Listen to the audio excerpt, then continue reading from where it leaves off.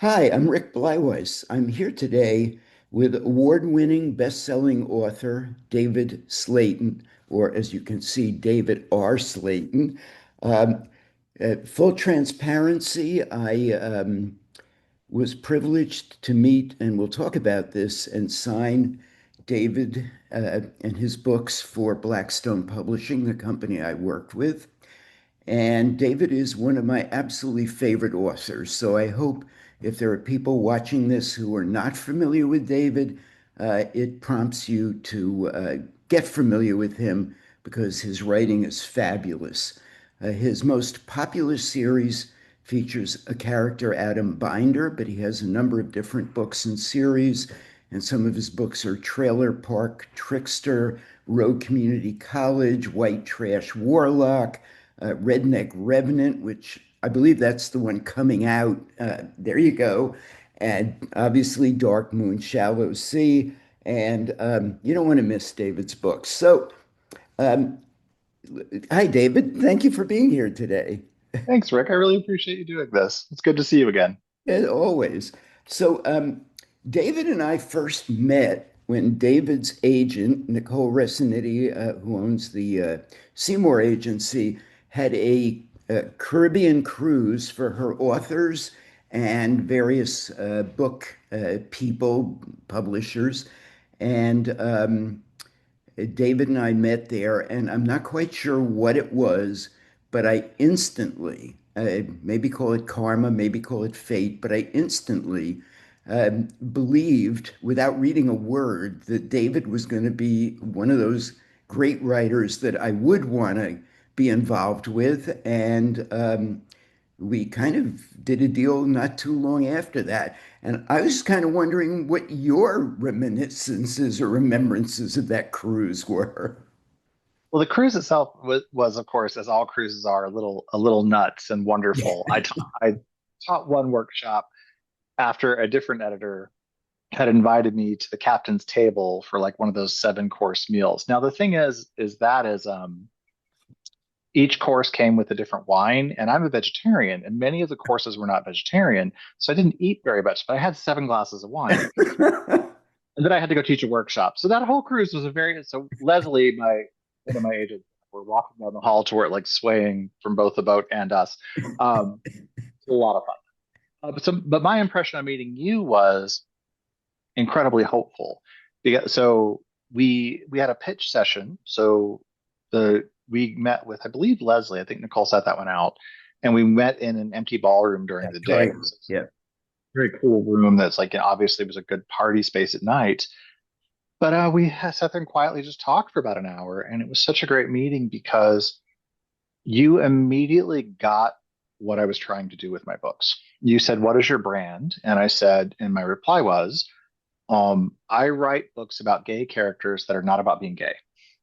Right. And I don't know if coming out and all that. I tend to have like action heroes, and you understood that right away. And so I was like, "Oh, that was such an incredible meeting," and just like big. And then took a couple months, right? We sent over White Trash Warlock, and got the call from you, I think in April, like a few months later, that we were going to move forward with Blackstone with a 3 book deal. And it was, it's the call every writer wants to get, like the call, literally the running around the house, like trying not to scream with joy.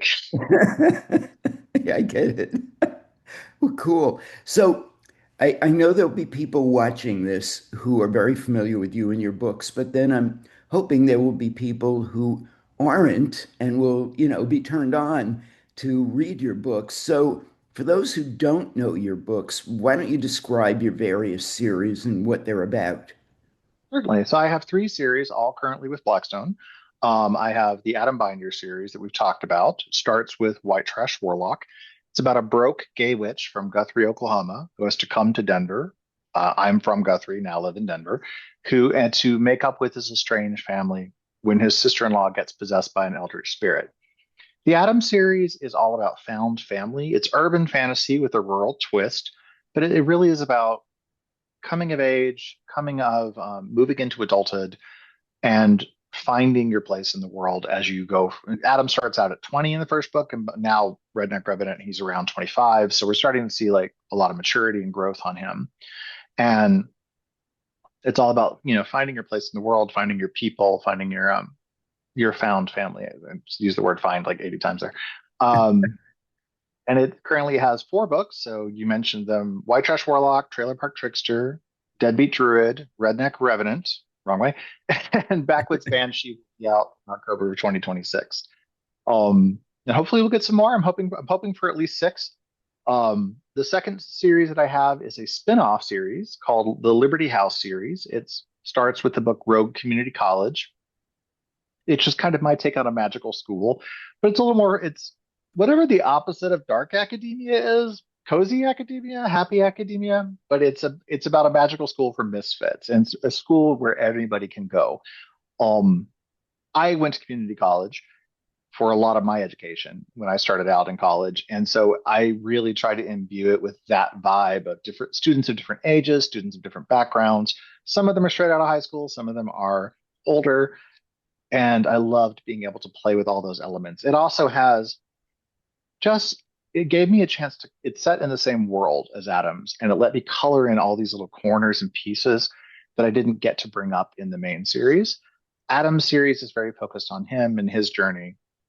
That series, which stars an assassin named Isaac Frost, who is sent undercover at the school to destroy it, and then starts to have conflicted feelings about that mission, lets me play with other toys, and also let me take some of the B characters like Argent, the Elven Queen of Swords, who everybody adores, Yep. get to take her and put her in a new setting as like a faculty advisor, and get to spend a little more time on just different sides of her personality. So I love that. I love that book and I love that series. I'm hoping for more. Fingers crossed. Oh yeah. Um, Powers that be at Blackstone will decide in time.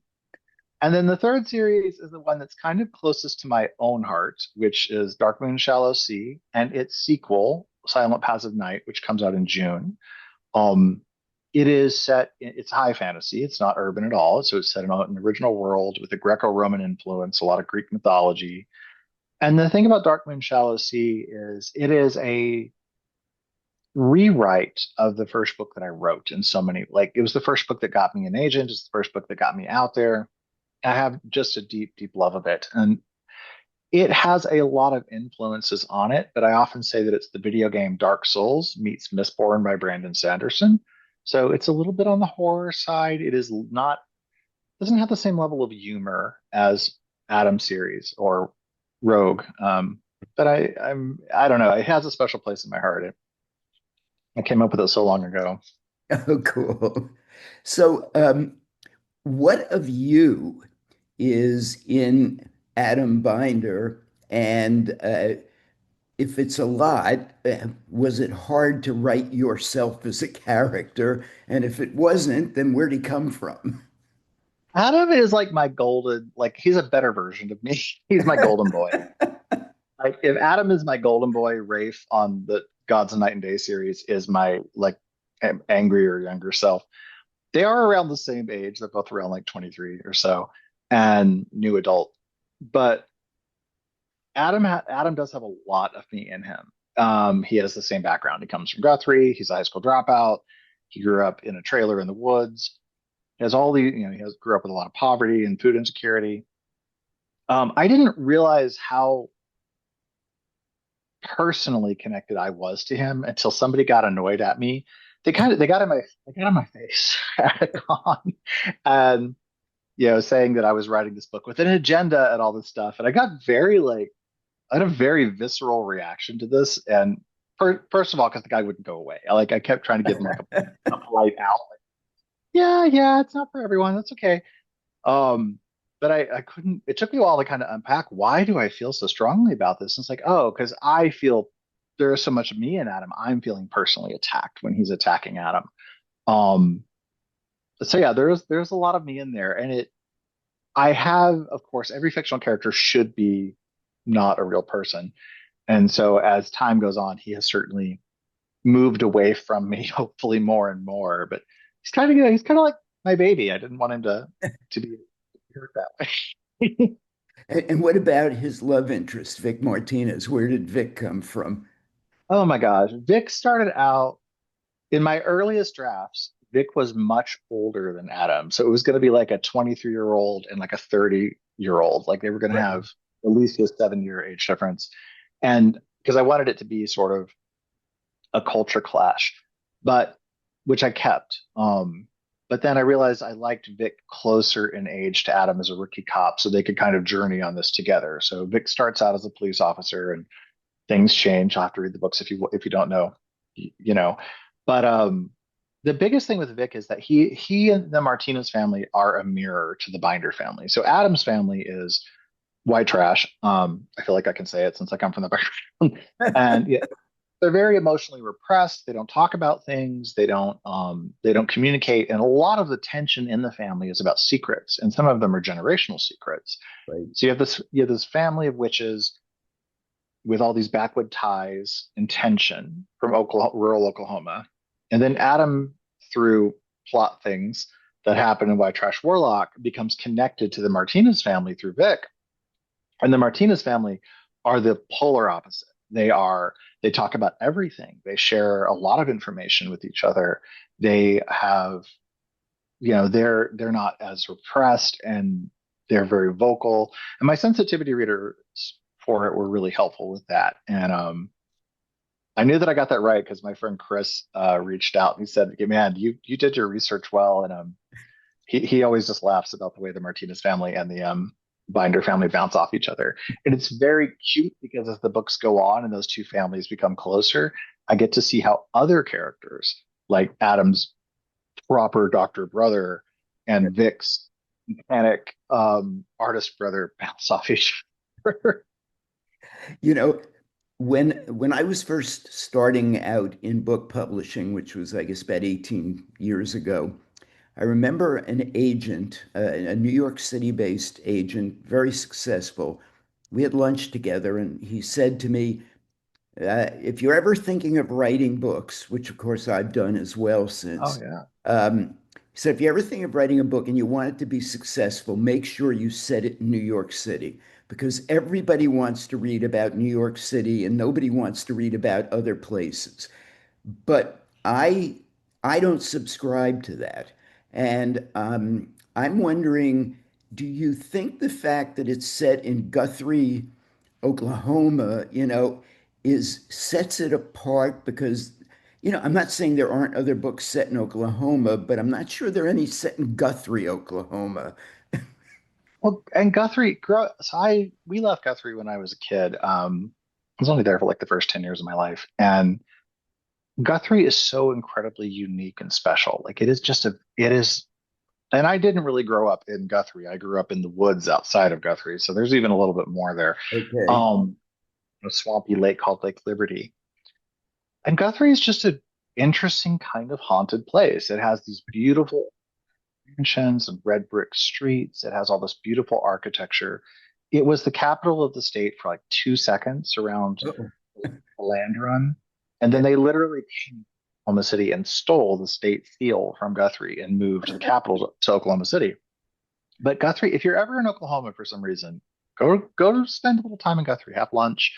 It's gotten very kind of hip in some ways. It's like last time I was there in May, there was like a brewery. We stopped and had pizza. There's a cool little indie bookstore there, a novel idea, great little store run by this awesome lady.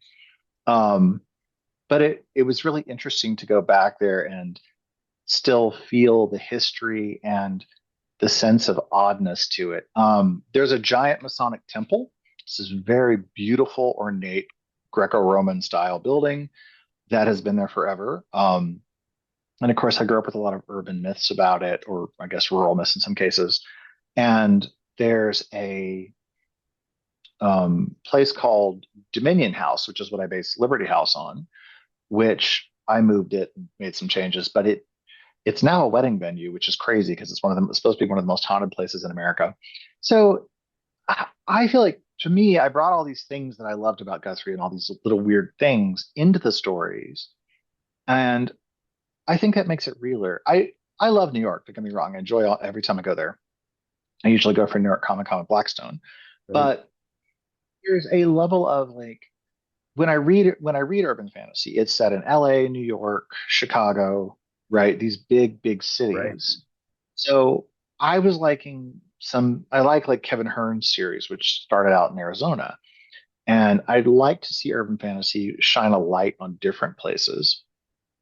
And the fact that I was going more rural, I was going a little more Midwestern, that really resonates with some readers. Yeah. I get so many emails and comments like, I know that you grew up there in the way that you grew up because you talk about the food. The way that Adam talks about the food, they can tell Right. it's my actual background. And then the second thing is that like nobody, and I get all these wonderful emails and comments like nobody ever writes about people like us. They write about people from New York or who live in New Right. York. They don't write about people like that whole bi-coastal cliche, like they forget the middle of the country exists. Um, and I've worked with some people like that, but it's nice. It's really nice to be able to shine a spotlight on some places that many people wouldn't go or ever think to go. How big is Guthrie? Do you know what the population is about? I don't know now. I think it has grown. Again, the last time I was there, it was like, wow, they moved the Walmart across the street and made it all nice and fancy. It's kind of going through a boom. Around 2019, I was looking when I was doing research for Trailer Park Trickster, because in the second book, Adam goes back and we spend a lot of time in Guthrie. I wanted to follow up on a few things, and which is really neat because Guthrie has a public library that is it's a very small building, and they actually have a copy of Trailer Park Trickster in the library, Cool. which is awesome because Adam goes to that library in that book. So it's like, Yeah. yeah, Full I took it to circle. took it to the counter while I was there. Like, this book is in this. They were like, whatever, get out. Weird author person from Colorado visiting. Um, anyway, I'm not sure. I think when I was growing up, it was something like very small town. But that was the 70s and 80s. I would say I wouldn't want to guesstimate now. I'd need to look it up. But when I grew up, it very much had the small, rural, dilapidated town energy. And that has changed, I think, quite a bit in the last decade. Okay. So now, if I'm not mistaken, when you left Guthrie, you moved to Texas with your dad. Is that correct? I was in Oklahoma City for a while. I went to Okay. high school in Bethany, Oklahoma, and then dropped out. And when I dropped out, I realized I was 17. I was a high school dropout. I was working at a Schlotzsky's sandwich place. And I was like, my life is kind of a mess. And so that's when I reached out to my dad and said, I think I need some help getting my life back on track. So I moved in with him and his wife in Texas for a few years and started community college, got my GED.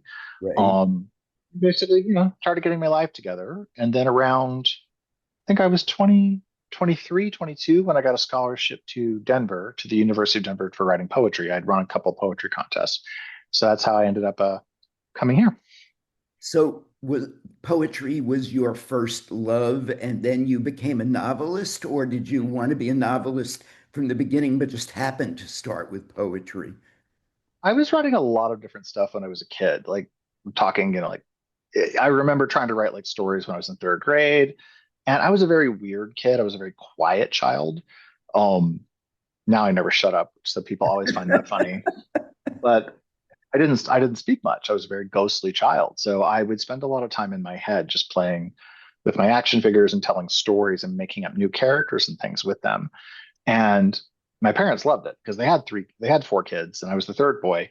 So they were like, David Ray's great. He's over there, telling stories and playing with his figures. We don't have to, he's not as much of a trouble as his brothers who are, constantly fighting and doing stuff. So they kind of just left me to my own devices, which was really it was a perfect recipe to make a creative person.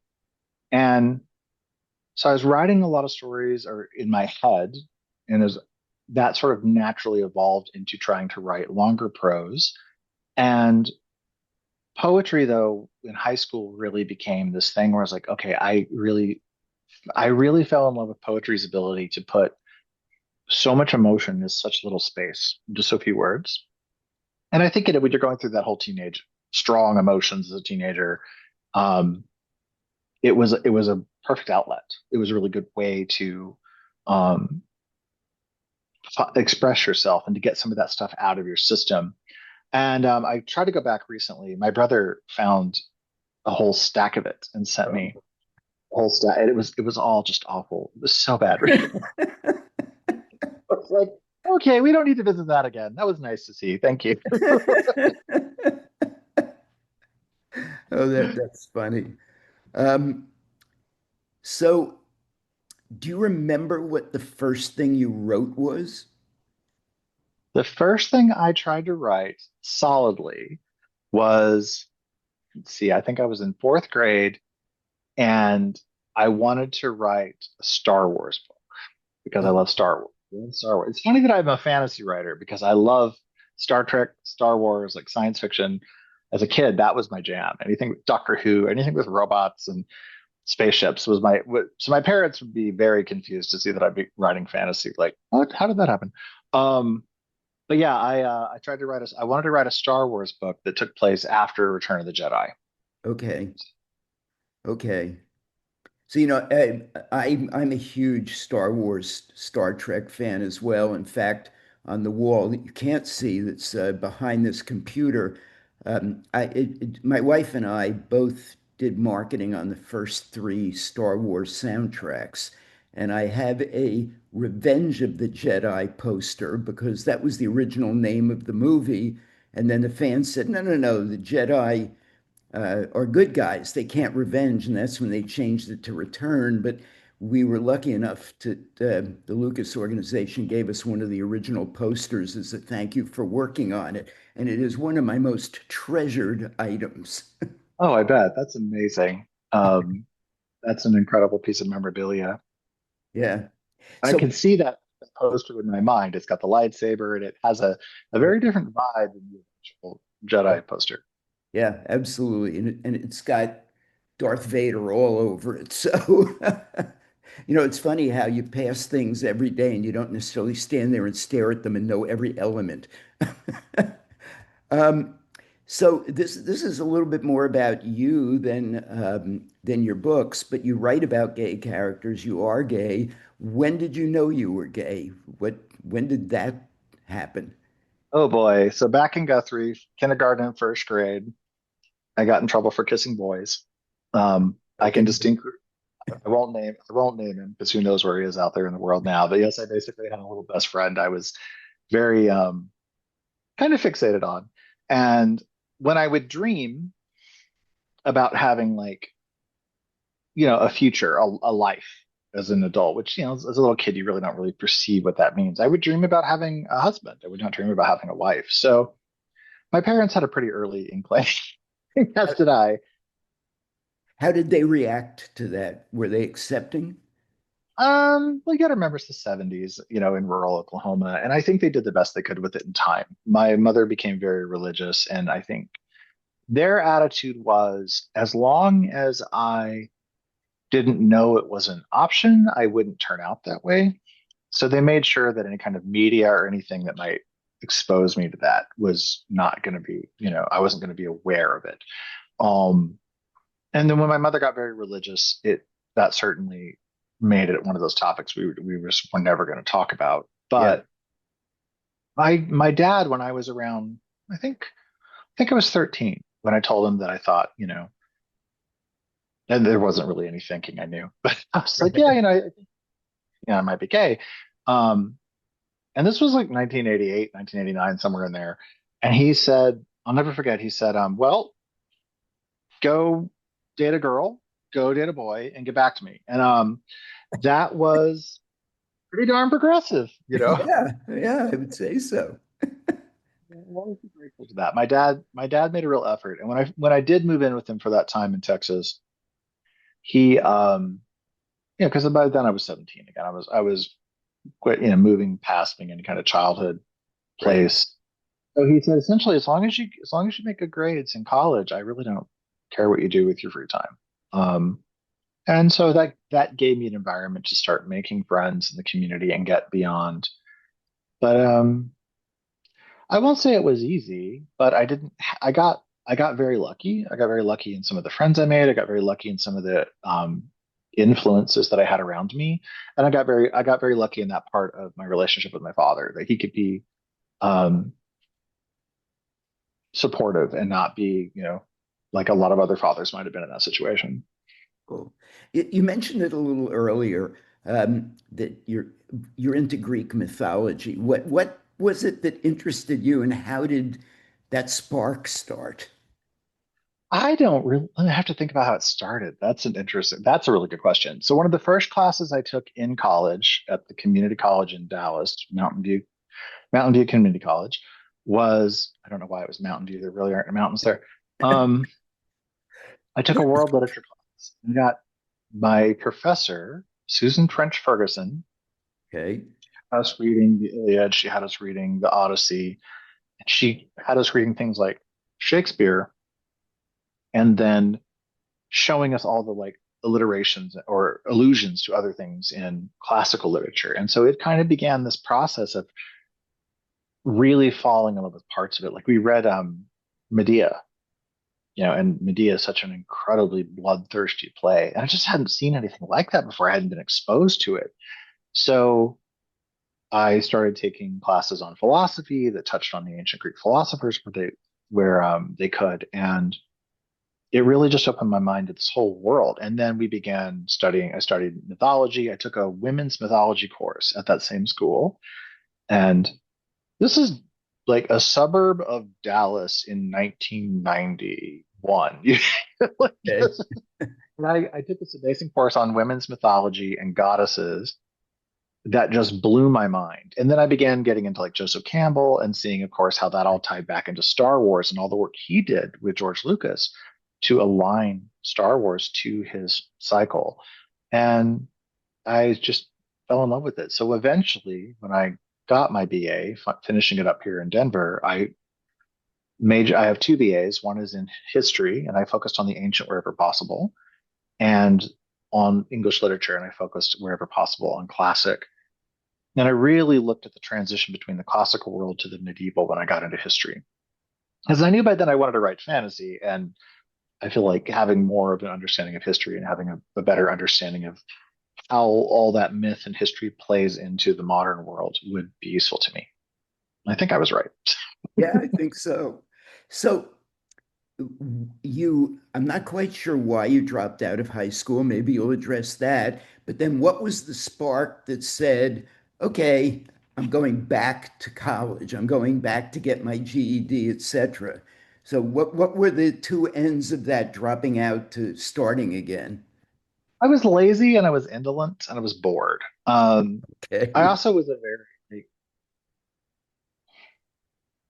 part of it. I don't want to speak ill of the dead. I lived with my mother at the time, and she didn't care what I did. So if I didn't go to school, she didn't care about my grades. She neither she nor my stepfather had any interest in how we were doing academically. It didn't matter to them. Neither of them had gotten very far. I think they both had high school diplomas. But if we didn't go, they didn't see any value in college. And for my mother, she got very into an apocalyptic Christian thinking of the rapture's going to happen, the world's going to end any day.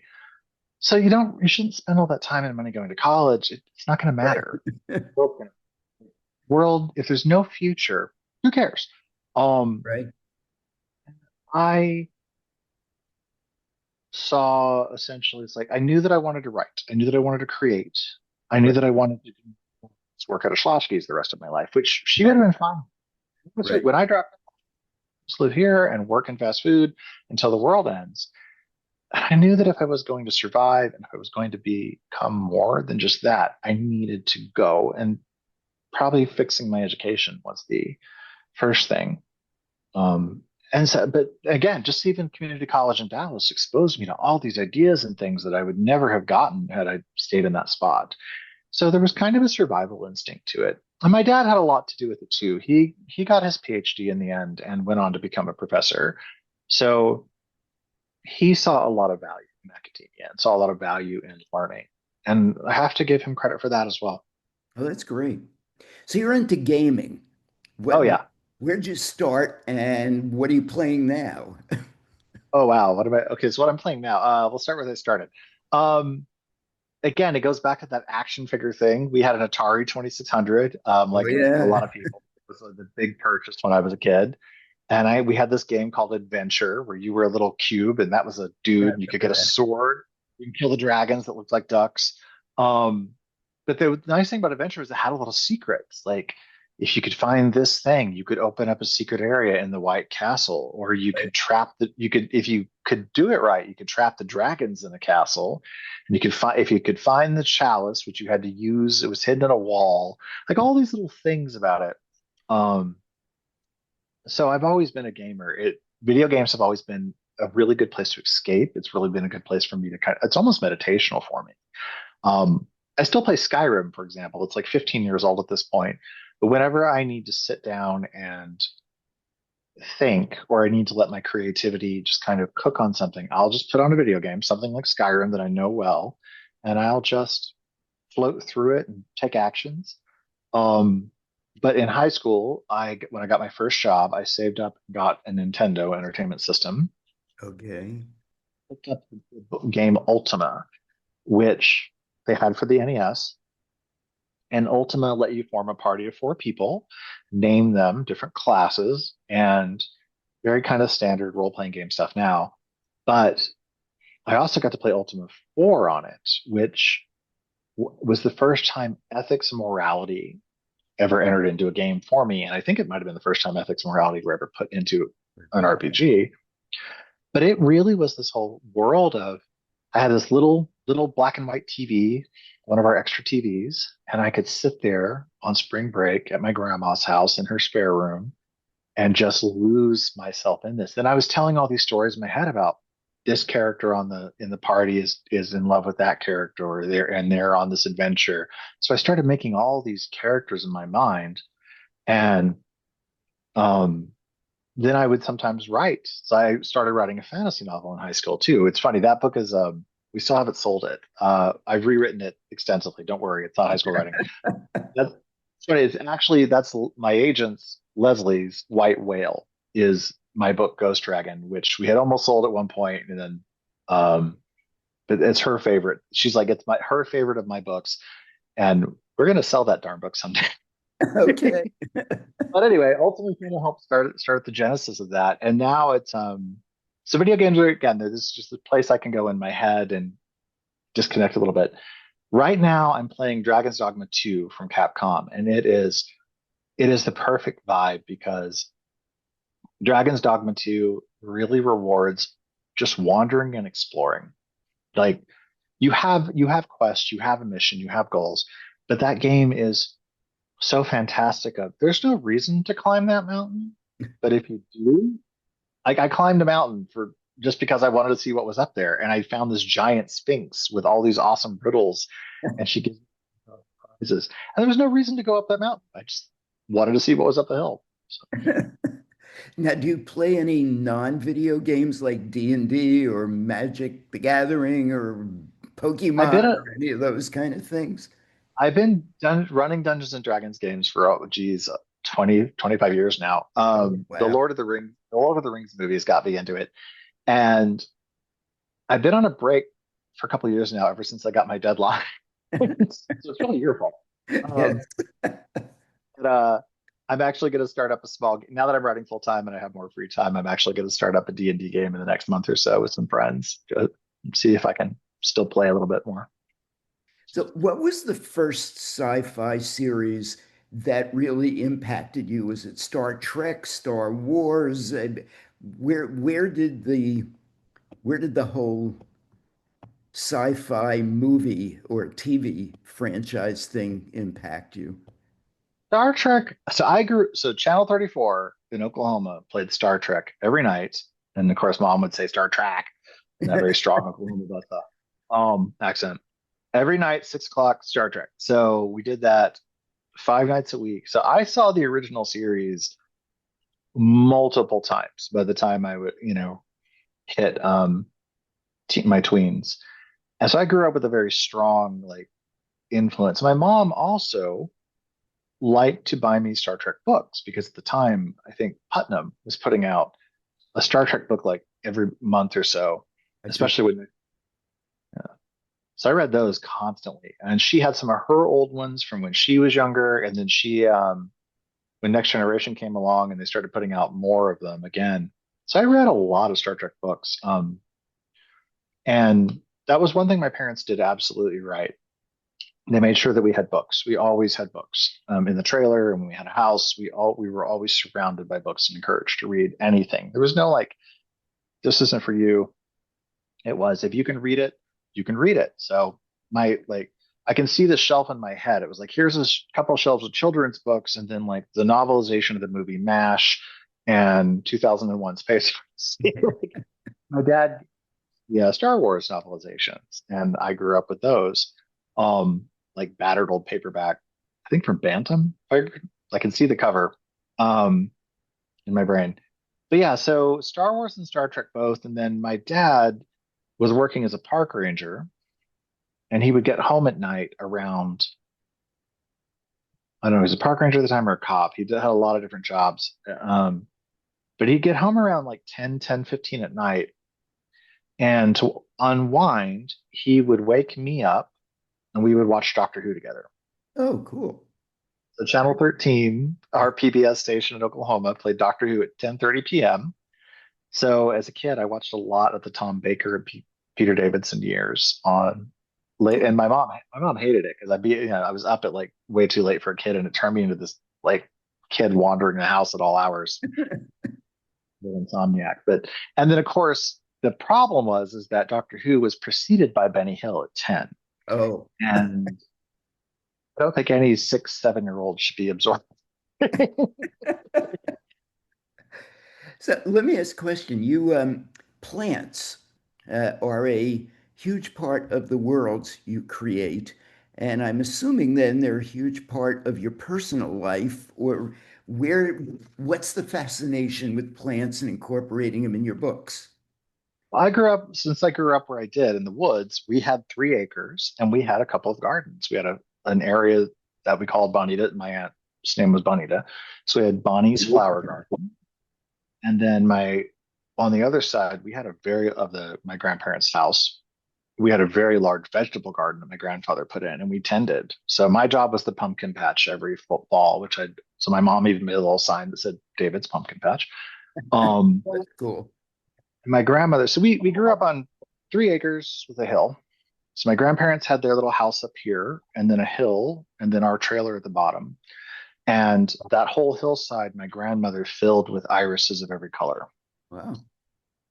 So I went back out there with my partner a few years ago, and all those irises have now just gone completely feral and wild. Oh, wow. Um, and then my grandfather put in apple trees and pear trees lining kind of the bottom right before you started the part where our trailer was in the scrub oak woods. So I grew up with a grandfather and a grandmother who were very into gardening and very into raising their own food. The grape arbors that my grandfather built at that time are still there and still on the property. So it's nice to drive by and be like, hey, look at that. And even when they moved to the city, that continued. My grandmother, we dug up iris bulbs for hours, my aunt and I, and transplanted as many as we could to Oklahoma City. And I actually still have a couple of them in my, I have one variety or two varieties, and they have taken over my front yard because they were hardened in that Oklahoma soil, and Denver's like they're invading. But anyway, so I just, that was just a constant. My grandmother kept house plants and she tended them, and when we lived with her, and I was very close to my grandmother, so she kind of instilled that in me, and it's part of, I got my raised bed kits in my backyard. We keep bees. I plant fruit trees. Some of that homesteading mindset remains in here. Cool. So, most writers, authors can be classified into two ways that they write, pantsers and plotters. And for those who don't know what those terms are, a pantser flies by the seat of their pants and just writes whatever comes into their head. And a plotter plots their books out. You'll probably see them with sticky notes all over their walls with or bulleted points. And I'm wondering which is you and where do your story ideas come from? I am a total tweener. So, which is somebody who I sketch out the 5 to 7 big scenes. And then I might have those. I use spreadsheets, but if I was doing stickies, they'd be here on the wall. And then I pants my way. So I know where it starts, I know where it ends, and I know all the big turning points in the plot. And then I pants my way to connect the dots. I really wish I wasn't any kind of a pantser, just because it's so time consuming. Because when I'm working, there's a lot of what I call the staring at the wall. I'm just like, and my partner's like, "What are you doing?" I'm like, "I'm writing." I'm like, "You look like you're just staring." Oh yeah, I'm brain trying to find the next dot to connect the dots. Um, I'm becoming more of a plotter. Just deadlines creates that, and I think in the end we might all slowly evolve towards plotter. You need to know where you're going, I feel. When you look at some of the big fantasy writers, like George R.R. Martin is a famous pantser. Some people like discovery writer, where they just sit down and discover. And I think that can lead to not knowing how to end, because you don't know the destination. Yes. I, Go ahead. oh, and I can't speak to his process or him, but I don't know him. But that's my understanding, is that he's a pantser, and that's could be what's going on there. I don't know. But So do ideas for stories just pop into your head, or do you like have a pad on your nightstand and well, you'll dream something and write it down? Or this little book is always with me. Every explain what that is for people who It's can't just a see what it is. it's just a little notebook that if I have an idea, it's always with me. If I'm traveling, if it's often it's always on my desk. It's usually at my side, by the bed. Though generally, if it's at night, I'll just quickly use my phone and send myself an email. Um, when we signed the contract for Warlock, I had not yet um, done much work on Trickster. So we signed the contract on a Friday. I met you in Ashland on Saturday and saw you again on Monday. And as soon as I got on that plane on Monday, I opened up my phone and was outlining Trickster on my phone. Um, but so I always need something. I could just keep it in my brain until I woke up or whatever, and that's no longer. I'm too old now, so now it needs to be written down. So I'm going to use the word, one of the darlings of the independent bookstore world. What do you attribute? You may scoff at that, but I work with a lot of authors, and let me tell you, you're one of their darlings. What do you attribute your success at independent book retailers to? I don't know how to put this politely. I worked retail and coffee shops a lot in my 20s and 30s. I'm actually kind of getting a little like lonely, and might go get one of those jobs again, just so that I have some personal interaction, a little bit of pocket change in between contracts. But I think I connect with it and I get it. I also understand what they do so much. I'm trying not to say anything too bad, but I've been on events with other authors, or I've been at a bookstore doing an event, and I've seen some authors treat the booksellers like they're their servants or something. This very weird, Yeah, rock star mentality or something. And I'm like, you want these people are going, the booksellers are dealing with the public all day, which can be a very second, they're the person that if they fall in love with your book, they're going to push it and they're going to talk to people. And why would you ever be rude to that person? you're right. A weird thing to do. So I don't know. I think just I get it. I also just think independent bookstores are there's such an important role. They play such an important role in our communities. They create a third space, and there aren't a lot of third spaces left out there in the world. So I mean, if I go to a town, the first thing I do, a new town for whatever reason, like first thing I do is like, where are the independent bookstores? Can I drop in? Can I say hi? And can I help them? Like, can I sign stock? Can I tweet about it? Can I post about it? Let people know, hey, if you want to sign a copy of my book, I just signed stock at this store. Let's go, let's help them out whenever we can. They need it. And the other thing too is they're one of those last places that are tied into the into their community so tightly, where they know what's going on. They know the lifeblood of the neighborhood. They know, or the pulse of the neighborhood. They really know what's going on. They need to be supported. They need to be protected. That's something we almost lost during the pandemic when everything moved to online. And one of the things that's made me so happy is seeing how many independent bookstores have opened in the last 10 years, that they've sort of had this resurgence. Yep. Um, and if they've got like a coffee shop part too, or connected, Right. then man, I'll spend all day there. Yeah, I agree. So what's your writing schedule like? Do you set up, I want to write X number of words a day, a week, a year? How much do you write in a given day or week or whatever? That is, so I'm laughing because that has changed so much, and it's changed in ways I never expected. About a year ago, I have always been an AM writer. Get up at 5 a.m., make my coffee, feed my cats. Don't have cats now, sadly, but sit there, like come out to the main part of the house, quietly work. Um, I think I'll probably have permanent bags under my eyes I did that for like 10 years. Then I would start my day job, do my whole day job, and then maybe if I had the energy, go back and edit and write some more that night. About a year ago, before I quit my day job, that energy completely changed, and found myself unable to work in the mornings. I was just really only starting to come alive at night.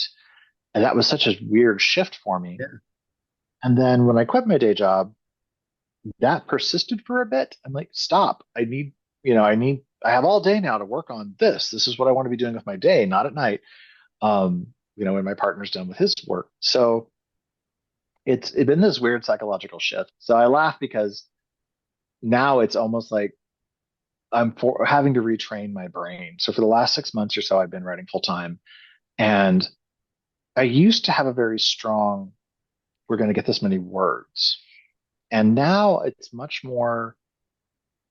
I wrote 3 books last year in 2025, and I wrote one of them in about a month.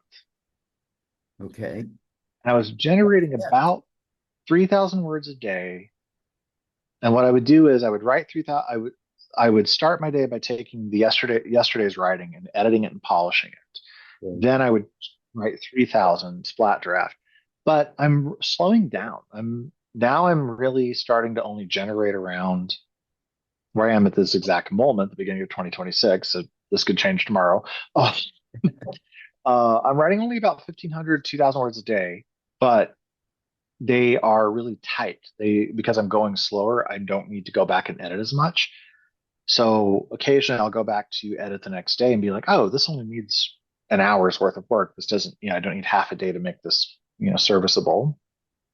And I think that's part of just experience. And I'm getting more as I learn more about my craft and I get better at my craft. I don't have to go back and polish as much. Right. Um, but I'm slowing down because I'm front loading all that work in as I write. Okay, cool. And how many drafts would you say you go through on an average book that you write do you usually do one draft and turn it in, or do you like do one draft, then you edit again? I mean, what's your process? It used to be like 12. It used to Oh, be, wow. um, get it through, polish it, go back and do like a specific voice edit, a continuity edit. And now, like with the Adam series, since we have 5 books, it's with a spinoff. Um, I really have to watch, like, what color are so and so's eyes? Hey, wait, did I use that name already? Or, I need to start keeping like a wiki or something to track it. My friend Gail Carriger has a fan who has a whole murder wall with string and stuff. And Gail reached a point in her long running series where she's like, I can't remember what happened to that guy. So she literally reached out to that fan. Like, oh yeah, it's there on the wall. Sent a picture. You killed him in this book. She's like, oh, okay, thank you. I'm almost to that point where I need a murder wall. But I know like Shauna McGuire keeps an offline wiki on an iPad where she can just look up any of the characters in her October Day series. Um, so, but now, really, like Dark Moon had multiple drafts before I turned it in. I would probably say That's really, I rewrote that book so many times. It's hard to say. Now with like Redneck Revenant, I think it was only three. So they're getting again because I'm doing more front loading, so I don't need as much. And then I'm also learning to trust the editor more. Um, Mm. so when someone assigns me, and then I'm learning to trust that they're going to help me find stuff, so I don't have to be. You know, your first book, you're trying to get an agent. You want it to be amazing, so you just work endlessly on it, and you can overwork it, kill it that way. The spirit of it. So now you're there's a little more of like, okay, I think this is good enough to, to send it out the door and you let it get beat up a little bit. Of the books you've written, which is the one that you'd want someone to be introduced to David Slayton through? It's so tough because they're like all three of the books that introduced my series, I love so in completely different ways. So I would really ask them what they want. If you want to know me personally, like who David as a person, White Trash Warlock, because there's so much of me in that, and it's probably the rawest emotions. If you if you want something that's going to kind of dive into like my religious trauma or a little bit, the Dark Moon, and then I think Liberty House, I think Rogue Community College is probably has the least of Isaac and I are nothing alike. He doesn't like to read for one. Um, but it does go into like my like a lot of my thoughts and feelings on education are in that book because very early on they give him an entrance exam and he fails it spectacularly. And he says, "Oh, does that mean I don't make it into the school?" And they're like, "No, it means you need to be here." If you, Go ahead. yeah, so it's like you know, what is the point of education if not to close the gap, if not to improve? You know. And you have a lot of climate change in your books. I'm assuming that's an important topic for you. It is. I live in Denver, like I've said a few times, and we had our first real snow. We had a light one in November, early December, and we just had an inch or two yesterday. It's already melting off. It was around Christmas here in the 70s. When I first moved here in 1996, we had snow, like it was gray and snowy for months, and all my trees are budding. All my fruit trees are trying to make buds. My irises are poking out their leaves, and my roses are sending out fresh leaves right now. Wow.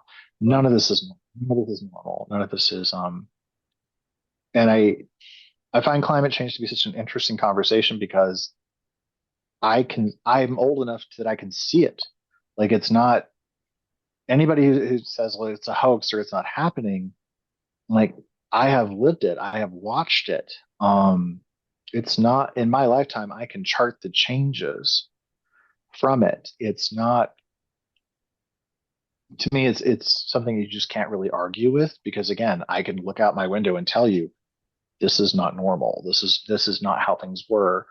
Right. And there are so many strange little changes that it's going to affect on us. Vanilla. There's just all these little things you're not seeing.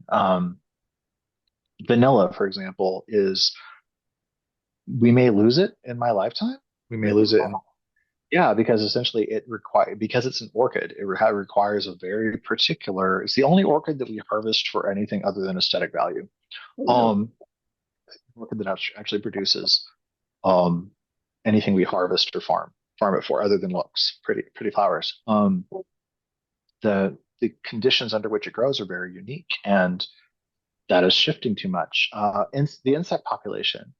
My friend and I tend to drive out to Utah to Cedar City to see Shakespeare every couple of years. And the first time we did that about 15 years ago, by the end of it's dark by the time we get there. The windshield is just covered in bugs, right? Just nothing but bugs. Now it's almost clean. It's Wow.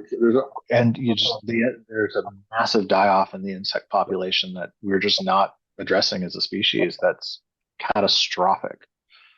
Yeah, I know for sure that that's true with bees too. It's a lot of creatures that are being affected for sure. Yeah, and I feel like feel like sometimes we made the wrong choice. You know, our world doesn't have to be this. It doesn't have to be. I just went to Japan a couple months ago, and um, it's like the trains, everything is everything runs on time. They're so quiet. They're efficient. You can function in a major city like Tokyo or Osaka without needing a car. And it's like, why did we design? And one of the things that struck me immediately is how the streets they're not designed around cars. They're designed around pedestrians, and pedestrians are kind of considered the default. Whereas here, if we pull up to a shop, the shop is a mile away from the street because we have to have parking lot around all this stuff. It's like, I think maybe we just somewhere along the way made some bad choices we need to correct for. I would agree. So tell me about something good. It's called Trick or Read. Okay. Where does So that about, word come from? oh wow. So I don't know, about some number of years ago now, I can't even remember, 12, maybe it's been a while. Um, I just wanted to find a way to give back to the community a bit. And I feel like giving kids books, again, I grew up with an endless supply of books. My parents did that right. I feel like that's just such a nice thing to do. So I started throwing Halloween parties, and every time I threw a Halloween party, I told my friends, "Hey, bring some children's books. They could be new or gently used." And then the party grew at its height right before the pandemic. We got up to like 130, 150 people. Oh, And then as people leave, they use, like you say, I get about 20 trick-or-treaters. Okay, we'll take a bag of 20 books. And someone else might say, I get 40. Okay, take two bags of 20. And what happened then is it just kind of grew into this cool thing about we were giving out like 600 children's books across Denver and Colorado Springs, across the area. So on Halloween night, people just put out a low table. I just used some bins and put a tablecloth over it. And then you put out children's books. And when the kids come to get candy, you also offer them a book. It's as simple as that. I have cool. friends all over the country who are like doing it in states and places. I saw the post about it online. Um, and it's just a way to get kids books. That's all it is. And so if you get trick-or-treaters and hit your local thrift store or your local bookstore and just pick up some kids' books and make sure they're in good condition. And that's one thing we do. We get a lot of donations, so we go through them. And then not in 2024, we partnered with the Pueblo Public Library. There's a couple librarians from there that have become friends of mine through my books. And so they came to Trick or Read. And what was nice was if we had any books left over, they took about 300 and gave them out at the library's Trick or Trunk event. So about 300 books in Pueblo that year, and hopefully we'll get that back on uh, happening again in 2026. So Cool. For anybody that's watching this in other parts of the country, consider doing this. I mean, this could be a cool national thing. I think it's so easy, and like I said, I've got friends who do it, and it's not that expensive, especially because like what we'll do is we'll go to our local thrift stores Right. whenever they have a book sale, and we'll stock up through the year, and then we just make sure that they're not all drawn on or torn up, and then we take a little *𝐸𝐿 and clean off the stickers, stickers, thought price stickers, and yeah. So at any time, there's a number of like 300 books somewhere, children's books somewhere in my house, preparing for the next year. So Cool. So we're just about out of time. Is there anything about your books you would like to conclude with or tell people about? just that if you read them, I hope you like them.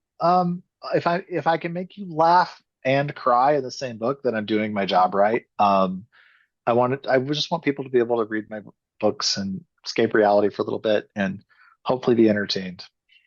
Well, great. That's a great thought. To people do need to escape and be entertained these days. That's for sure. Well, David, thank you so much for doing this with me. Thank you, Rick. It's been an absolute pleasure for me, and just keep writing. You write wonderfully, and I'm so proud to be associated with your books. And just keep doing what you're doing. Thank you. Thank you for everything you've done to help make it happen. Oh, my pleasure. My pleasure.